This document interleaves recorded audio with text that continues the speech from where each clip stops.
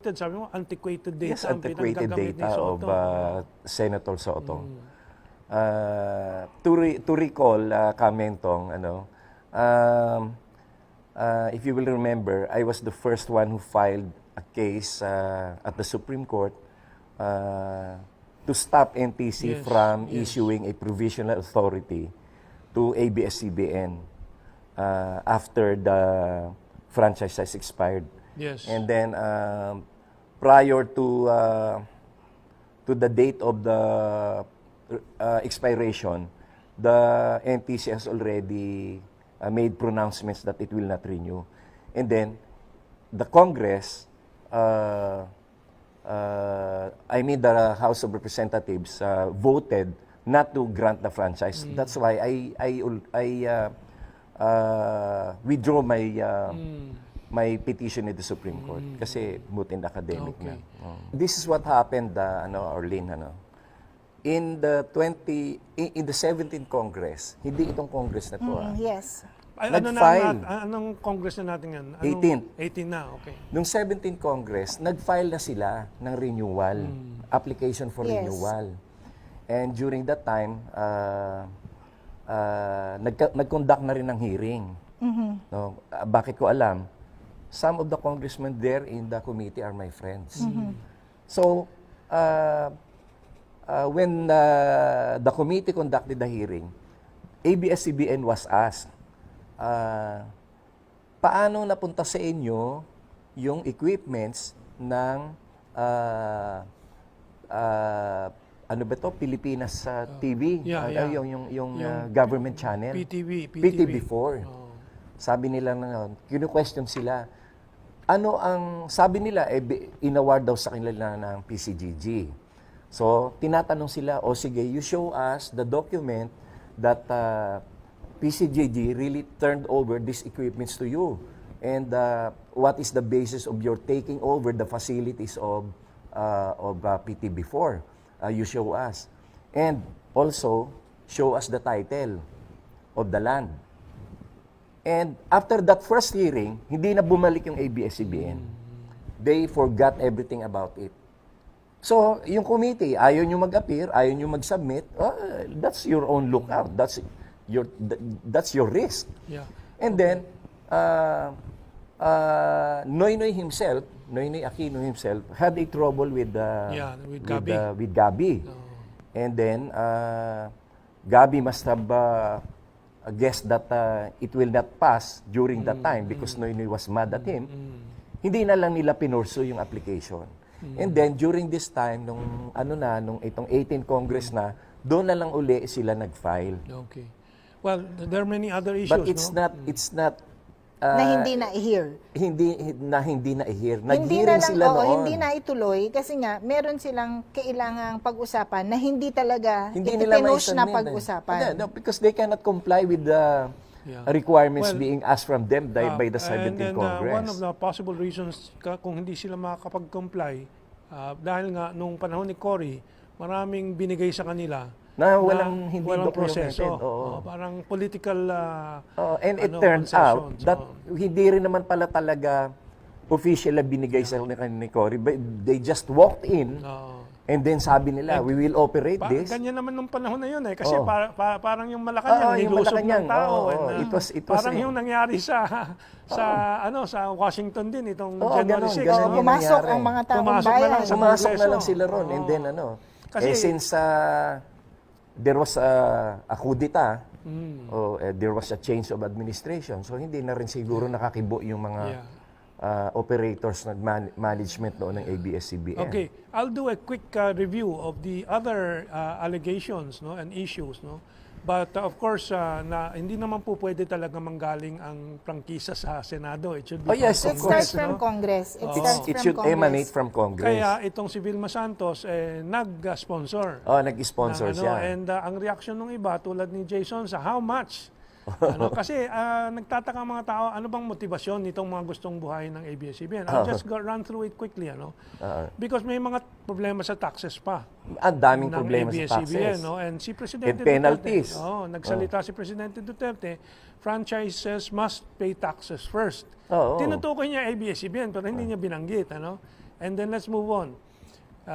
Yung question nga, did ABS-CBN really pay only half of what the GMA7 paid in taxes? Kasi Yes. yun ang isang issue. Bakit mas malaki ang ABS-CBN? Mas malaki income Kalahati lang ang binabayad niya sa tax from compared to GMA7. And Yes. hindi lang yun. In 1 year, I think 2018, negative 5% ang binayad nila. So yun ang mga issues. And then let me move on. And then they yung dissipated the income through the PESA scheme. That's right.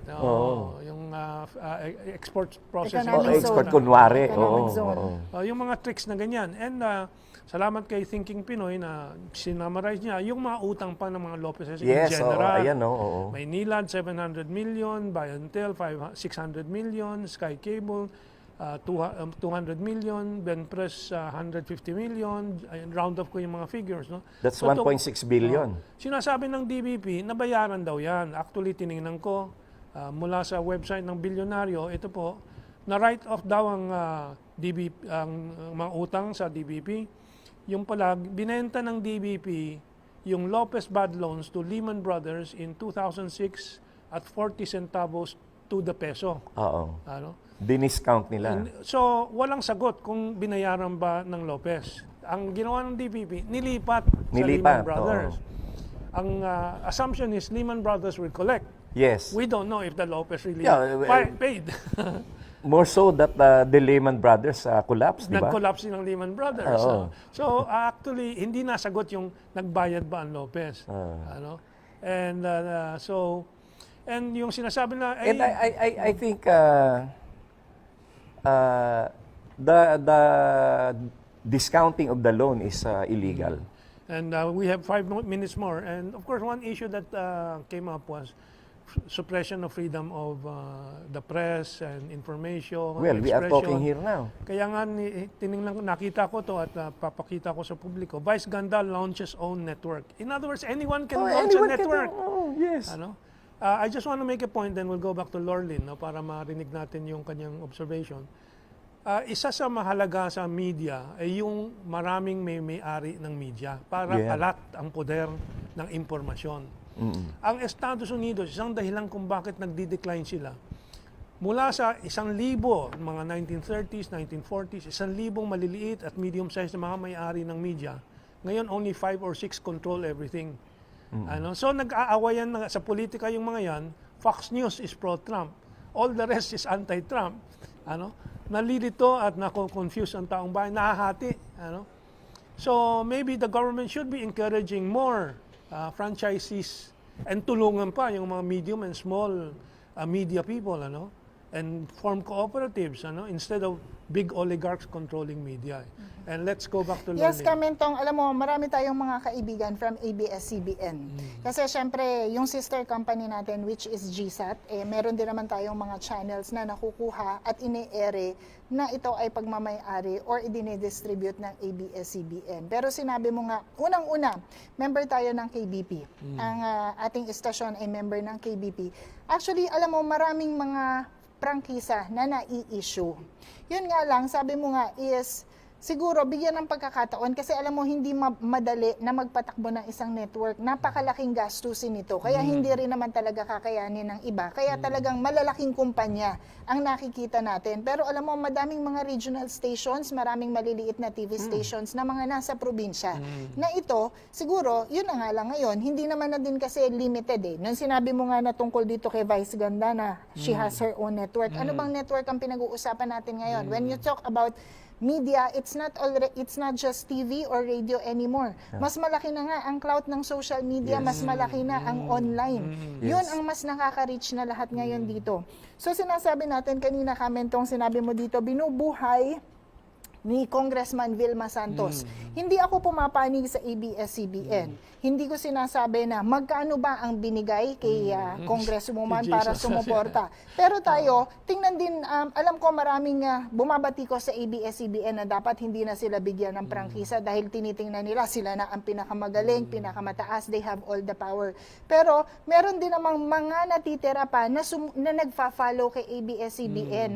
Mai-share ko lang sa inyo na wala nga ang prangkisa ng ABS-CBN pero still ang mga cable companies, ikine-carry ang kanilang channel.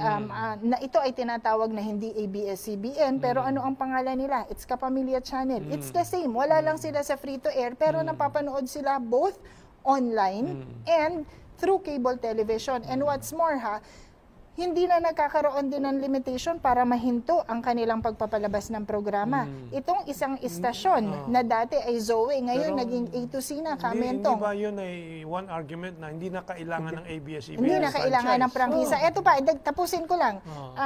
From Zoe, naging A to Z. So, nandiyan ang programming nila, di ba? So, paano pa nila ngayon pinalalakas na nabalitaan din natin na itong TV5 na dati ay may sariling noontime show nila, ay lilipat na ang isang noontime show naman na ipinoproduce pa din. Kasi ito yung mga tinitingnan nila para masabi pa din na wala nga kaming prangkisa, pero eto pa rin kasi nananawagan ang taong bayan na ituloy namin ang aming mga programa, 'di ba? Extend natin ng konti, mga 3 minutes. Kasi gusto nating madinig kung ano yung sasabihin ni Attorney Gadon dito. Well, actually, kung sasabihin na nananawagan ng mga taong bayan, if you will notice, all the news that come up about the ABS-CBN franchise, if you will read the social media comments, siguro yan, mga 95% yan, negative. And if you will look at the post of the trolls in Facebook na supporting ABS-CBN, hindi pa umaabot ng 10,000 yung kanilang views. And yung mga likes nila, minsan 50 lang. Which means that there is no truth to that saying that gusto ng tao yung ABS-CBN. You can see all the news. Pag nakita mo yung about franchise of ABS-CBN, look at the social media comments. And you can see that ang public, merong may gusto, merong ayaw. pero mas marami talaga yung ayaw. Sa akin naman, yung mga prinsipyo na dapat talaga ikalat ang ownership ng maganda rin. media. Para walang control, para walang nagkakaroon ng mind conditioning or ano. And not only that yung sinasabi nila na maraming nanonood sa ABS-CBN, yung latest data na ginawa ng Kantar Media, which is also owned by ABS-CBN, number 3 na lang sila. Ang number 1 is GMA7 with 85% the viewership, and then 10% ang TV5, and then only 3% ang ABS-CBN. So, yung sinasabi na marami nanonood ng ABS-CBN, that's no longer true. That's why you were saying luma na yung data ni Soto. Yung data ni Senator Soto na ginamit niya dun sa kanyang explanatory note, yun yung sort of giniba ko eh. So, after that letter, hindi na sila nakakibo, hindi na sila sumulat, hindi na sila kung kumibo. They never replied to my letter. Pero una-una nga, Kamentong, ang sabihin lang natin is, I think it is good.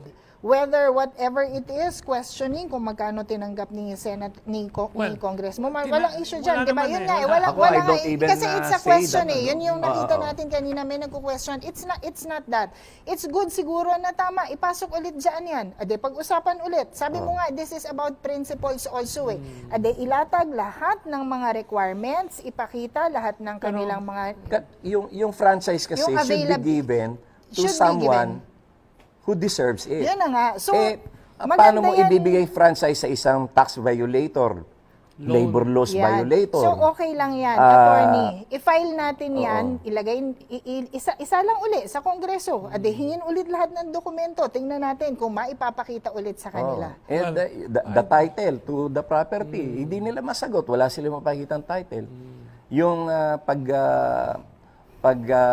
take over nila ng facilities ng PTB4, wala rin naman sila maipakitang document that these are things that were really awarded to them. Last na comment, ang magandang question dito is, ano ang mangyayari? Patapos na din ang Kongreso. 1 taon na lang ang natitira. Hindi mabilis usapin ang ganitong prangkisa na pinag-uusapan. So sa ngayon talaga, totally dead na yan. Yeah. And even in the next Congress, I am very sure that this franchise cannot be granted. Ang importante, will not be granted. We discussed it, we reopened it, the debate is again going on, and in the end, we go back to the principles. How do we want our media sector to be? To be controlled by a few, or it should not be controlled by a few. It should be more people. What is the role of government? I think government media should be the strongest, di ba? Yes. Kasi official voice yan ng bayan. Pero talo ang government media natin. We should analyze kasi that. alam mo, Kamentong, if we are really, if we really intend that the government channels become stronger, I was suggesting to them, let's copy what Japan did. The lowest frequency, they divided it into 6 digitally. One is being used by the government, and the others are being leased out. Okay. So, malakas na yung channel ng government, Yes. kumikita pa sila dun sa 5 other channels. Kakain na lang tayo ng time from the second part.